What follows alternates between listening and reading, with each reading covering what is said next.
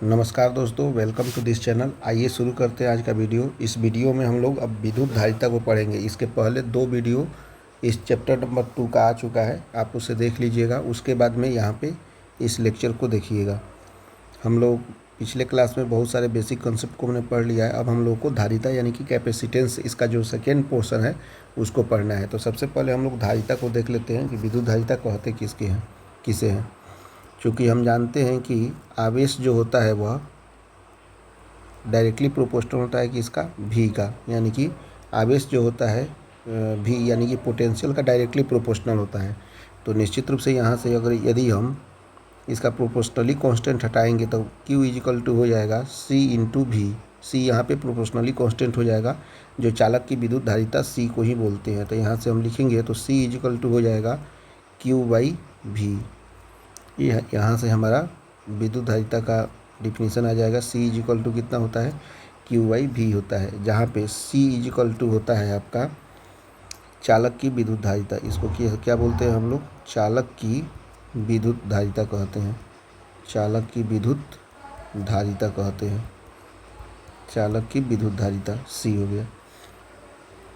यदि इसका डिफिनीसन से यदि निकालना चाहे, मतलब हम लोग बोल सकते हैं कि किसी भी चालक को दिए जाने वाला जो आवेश जो होता है, यहाँ पे Q जो है वह किसका समानुपाती होता है या अनुक्रमानुपाती होता है, तो विभव के, उसको विभव में वृद्धि के अनुक्रमानुपाती होता है। तो इसी के माध्यम से हमने ये निकाल दिया। यदि इफ भी इजिकल टू 1 वोल्ट हम मान लें, यानी कि इसका विभव यदि 1 वोल्ट हो जाए, देन निश्चित रूप से जो होगा वह C का मान कितना हो जाएगा, C का मान हो जाएगा Q के बराबर। C किसके बराबर हो जाएगा, Q। जब वहाँ पे विभव यदि 1 वोल्ट हो तो जो आवेश रहता है वही आवेश इसका विद्युत धारिता हो जाता है, जिसका यूनिट जो होता है, क्या यूनिट होता है, इसका यूनिट होता है फैराडे। फैराडे इसका यूनिट होता है। यहाँ पे भी C इक्वल टू Q जब होगा तो इसको हम लोग फैराडे बोलेंगे, ठीक है। तो एक और डिफिनीशन यहाँ पे हम लोग को समझना है कि 1 फैराड किसको बोलते हैं। मतलब यहाँ पे हम लोग लिखना चाहे तो लिख सकते हैं कि 1 फैराड किसको बोलते हैं। 1 फैराड किसको बोलते हैं, तो 1 फैराड ऑलरेडी हम लोग इसके पहले 1 ओम 1 फैराड, मतलब 1 पे जो होगा उसको हम लोग क्या करेंगे, चूँकि हमारे पास यहाँ पे है C इजिकल टू कितना दिया हुआ है, C इजिकल टू दिया हुआ है Q बाई भी। तो यहाँ पे यदि हम आवेश यानी कि Q को हम लोग कितना मान ले, 1 कूलम मान ले, एंड V इजिकल टू मान ले 1 वोल्ट, तो निश्चित रूप से समीकरण नंबर 1 में जब हम पुट करेंगे तो C equal to 1 coulomb by 1 volt हो जाएगा। यहाँ से हमको C इजिकल टू मिल जाएगा 1 कूलम पर वोल्ट, या इसी को हम लिख सकते हैं 1 फैराड। 1 फैराड, तो हमारा इस तरह से 1 फैराड का वैल्यू निकल गया। कहने का मतलब है कि यदि किसी चालक को 1 कूलम का आवेश दिया जाए, यानी किसी चालक को 1 कूलम का आवेश देने पर उसके विभव में क्या होता है, 1 वोल्ट की वृद्धि हो जाती है, तो उसकी विद्युत धारिता 1 फैराडे के बराबर होती है। इस तरह से यदि लिखना चाहे तो लिख सकते हैं हम, जैसा कि हमने यहाँ पे डिफिनीशंस को लिख लिया है कि 1 फैराड क्या होता है। यदि किसी चालक को 1 कूलम आवेश देने पर उसके विभव में 1 वोल्ट की वृद्धि हो जाए तो उसे हम लोग विद्युत धारिता की 1 फैराड कहते हैं। अब हम लोग नेक्स्ट देखेंगे कि गोलीय चालक की धारिता कितनी होती है, ये हमारा नेक्स्ट टॉपिक हो। अब हमें निकालना है गोलीय चालक की धारिता। तो एक यहाँ पे हम एक तरह से बना लेते हैं। हम क्या बनाएंगे, मान लीजिए कि गोला एक बना लेते हैं। यहाँ पे दिया हुआ है इस तरह से एक गोला है जिसका रेडियस इसका है, इसका रेडियस यहाँ पे दे दिया है R, और इसके ऊपर प्लस Q चार्ज यानी कि धनात्मक चार्ज दिया गया है, प्लस Q चार्ज यहाँ पे दिया गया है। तो हम लोग जानते हैं चूँकि C इजिकल टू कितना होता है, Q बाई भी होता है। इसको हम इक्वेशन नंबर 1 मान लेते हैं। तो गोलीय चालक का विभव जो होता है, गोलीय चालक का विभव V इजिकल टू कितना होता है, 1/4 pi epsilon naught Q by R होता है। यानी कि v equal to Q by X होता है या क्यू बाई आर होता है, तो यहाँ से डिस्टेंस कितना है, आर है। तो इसीलिए यहाँ पे जो हमारा विभव उत्पन्न होगा इस गोलीय चालक पर, तो v equal to 1/4 pi epsilon naught Q by R हो जाएगा।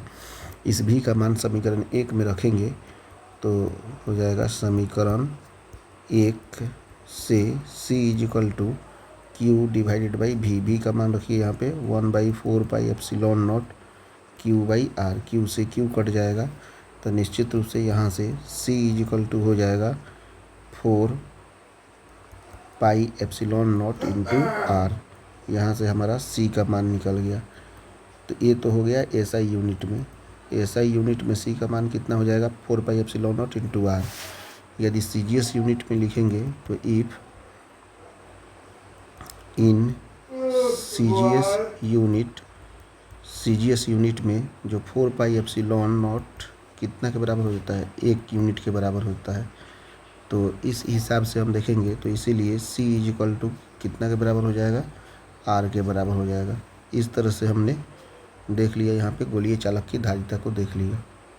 अब हम नेक्स्ट टॉपिक देखते हैं, एक न्यूमेरिकल बनाएंगे। यहाँ पे एक न्यूमेरिकल हम लोग देखेंगे, यदि पृथ्वी की त्रिज्या कितना दिया हुआ है 6400 किलोमीटर, तो उसकी धारिता हमको निकालना है। यानी कि r का मान यहाँ पे कितना दिया हुआ है 6400 किलोमीटर।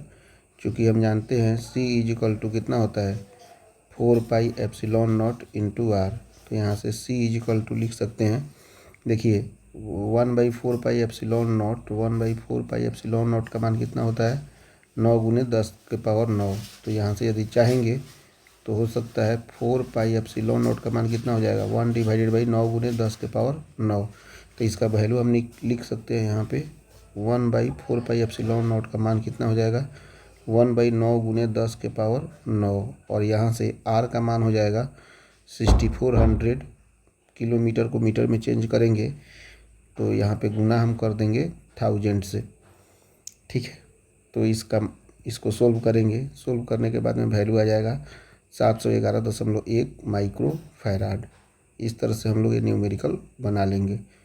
लेकिन पृथ्वी का जो धारिता होता है वह इन्फिनिटी होता है। ये तो 6400 किलोमीटर के आधार पर हमने c का वैल्यू निकाल दिया, लेकिन वास्तव में जो पृथ्वी का जो धारिता होता है यानी कि c कैपेसिटेंस जो होता है वो कितना होता है, वह इन्फिनिटी होता है। बाद में हम लोग देखेंगे अगले टॉपिक में। तो अब हम शुरू करते हैं नेक्स्ट टॉपिक आपका संधारित्र। अब हम लोग शुरू करेंगे कि संधारित्र वास्तव में कहते किसको हैं। अब इसके बाद में हम लोग संधारित्र यानी कि कैपेसिटर के कॉन्सेप्ट को पढ़ लेते हैं। इसके सिद्धांत बेसिकली क्या हैं। मान लीजिए कि दो यहाँ पे पैरेलल प्लेट एक बनाते हैं। जैसे मान लीजिए कि एक पैरेलल प्लेट ए हो गया जिसको ए से डिनोट करते हैं, और दूसरा पैरेलल प्लेट इसके सामने है। मान लीजिए कि ये बी प्लेट दिया हुआ है, और एक मान लीजिए कि यहाँ से हमको आवेश दे रहे हैं, हम क्यू आवेश दे रहे हैं, ठीक है। और इसके ऊपर मान लेते हैं कि हमारा कौन सा चार्ज है, पॉजिटिव चार्ज यहाँ पे डेवलप हो गया, ठीक है। यहाँ पे जो है पॉजिटिव चार्ज डेवलप हो गया। जब यहाँ पे पॉजिटिव चार्ज होगा तो निश्चित रूप से यहाँ पे क्या होगा, हमारा निगेटिव चार्ज डेवलप हो जाएगा, ठीक है। मान लीजिए कि निगेटिव चार्ज डेवलप हो गया, तो जस्ट इसके बाहर में इसके कारण यहाँ पे क्या हो जाएगा, यहाँ पे निगेटिव है तो यहाँ पे पॉजिटिव चार्ज डेवलप हो जाएगा। इसको हम फर्स्ट कंडीशंस बोल देते हैं, ठीक है। लेकिन अब इसी को हम क्या करते हैं, अर्थिंग दे देते हैं और इसको जोड़ देते हैं पृथ्वी से। मान लीजिए कि एक ही हो गया और दूसरा एक इसी के सामने एक और हम प्लेट बनाते हैं मान लीजिए, और इसके ऊपर हम ये हो गया और ये बी हो गया। इसके ऊपर मान लीजिए कि पॉजिटिव चार्ज है और जस्ट इसके ऊपर पॉजिटिव चार्ज होगा तो निश्चित रूप से इसके ऊपर क्या होगा, हमारा निगेटिव चार्ज डेवलप हो जाएगा। और यहाँ पे पॉजिटिव चार्ज तो डेवलप होना चाहिए, लेकिन इसको यदि हम अर्थिंग कर देते हैं यानी भूमि से जोड़ देते हैं इसको, भूमि से जोड़ने से क्या होगा, मान लीजिए कि इसको हम भूमि से जोड़ देते हैं, तो भूमि से जोड़ने पर क्या हो जाएगा, भूमि का अर्थ का जो पोटेंशियल जो होता है वह कितना होता है, भी 0 के बराबर में हो जाता है। तो यहाँ पे दूसरा नंबर ये कैपेसिटर कहा जाएगा, क्योंकि यहाँ पे अर्थ को जब हम इससे जोड़ दिए तो यहाँ पे पॉजिटिव चार्ज, यहाँ पे निगेटिव चार्ज डेवलप हो गया। क्योंकि हम जानते हैं यहाँ से C = कितना होता है, Q/V होता है।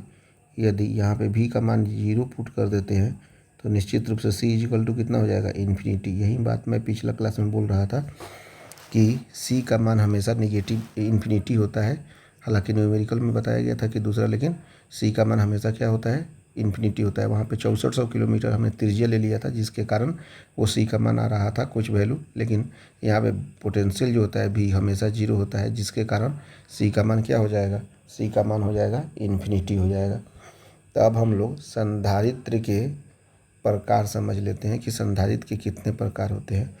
लिखिएगा संधारित्र के प्रकार। संधारित्र के प्रकार, इसमें सबसे पहला प्रकार जो अभी हम लोग बनाए हुए हैं पैरेलल प्लेट, वही होता है। सबसे पहला क्या होता है आपका, समानांतर प्लेट संधारित्र। क्या होता है, समानांतर प्लेट संधारित्र हमारे पास मिल गया समानांतर प्लेट संधारित्र। तो इसका फिगर सबसे पहले बना लेते हैं। मान लीजिए कि यहाँ पे 2 प्लेट दिया गया है। एक प्लेट का नाम है A और दूसरा इसके समानांतर में है, जिसको हम मान लेते हैं B। और यहाँ पे हम मान लीजिए कि एक आवेश दे रहे हैं +Q आवेश। तो +Q आवेश देने के कारण इसके ऊपर पॉजिटिव चार्ज आ जाएगा, और निश्चित रूप से इसके ऊपर पॉजिटिव चार्ज आएगा तो इसके ऊपर हमारा निगेटिव चार्ज डेवलप हो जाएगा। और इसको हम क्या करते हैं, इसको हम अर्थिंग दे देते हैं। अर्थिंग से जितना भी यहाँ पे पॉजिटिव चार्ज होगा वो सब भूमि के अंदर चल जाएगा, और यहाँ पे भी तो हमेशा 0 होता ही है। मान लीजिए कि प्लस चार्ज के कारण यहाँ पे प्लस सिग्मा आवेश उत्पन्न हो रहा है, सिग्मा, और यहाँ पे माइनस सिग्मा उत्पन्न हो रहा है, ठीक है। और दोनों के बीच में जो डिस्टेंस है वह हो गया आपका D। इसको इससे जोड़ देते हैं, डायरेक्ट यहाँ से ऐसे जाएगा और यहाँ पे मान लीजिए इससे ऐसे जाएगा।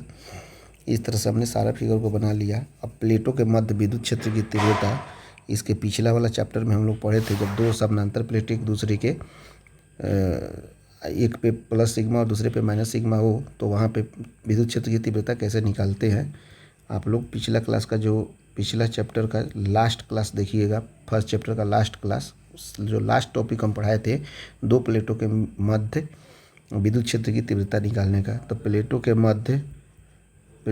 मध्य विद्युत क्षेत्र की तीव्रता, विद्युत क्षेत्र की तीव्रता वहाँ पे हमने बताया था E कितना हो जाता है, sigma A minus sigma B divided by 2 epsilon not होता है।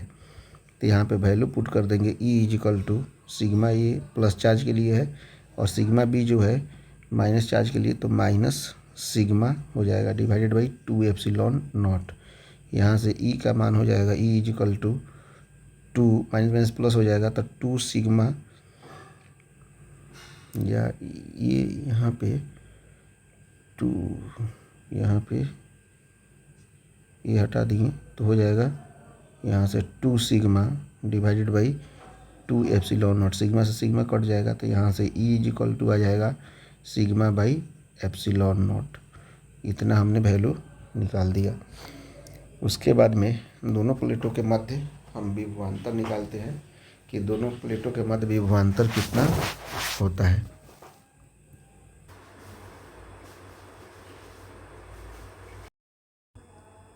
तब आगे देखते हैं प्लेटों के मध्य विभवांतर V = E × D हो जाएगा। यानी कि V मतलब होता है क्या, विभव, और विभव को ही हम लोग बोलते हैं कार्य। तो कार्य = वर्क इंटू डिस्प्लेसमेंट, यानी कि कार्य इक्वल टू होता है फोर्स इंटू डिस्प्लेसमेंट, यानी कि बल गुणे विस्थापन। तो यहाँ पे बल के रूप में E है तो E × D हो जाएगा। तो E का मान हम लोग जानते हैं सिग्मा बाई एप्सिलॉन नॉट होता है, तो V = sigma by epsilon not × D हो जाएगा।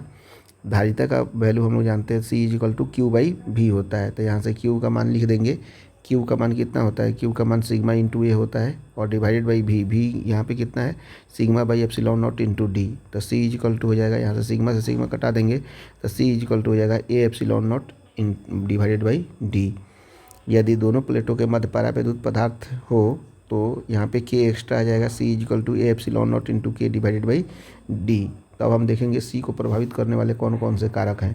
तो यहाँ पे C is equal to A epsilon naught into K divide by D दिया हुआ है, तो निश्चित रूप से सी डायरेक्टली प्रोपोर्शनल हो जाएगा एरिया के, सी डायरेक्टली प्रोपोर्शनल हो जाएगा के, और सी इन्वर्सली प्रोपोर्शनल हो जाएगा यहाँ पे डी के। इस तरह से हम लोग इस चैप्टर के इस कॉन्सेप्ट को पूरा कर लिए। अब अगले वीडियो में हम लोग देखेंगे। Thank you very much.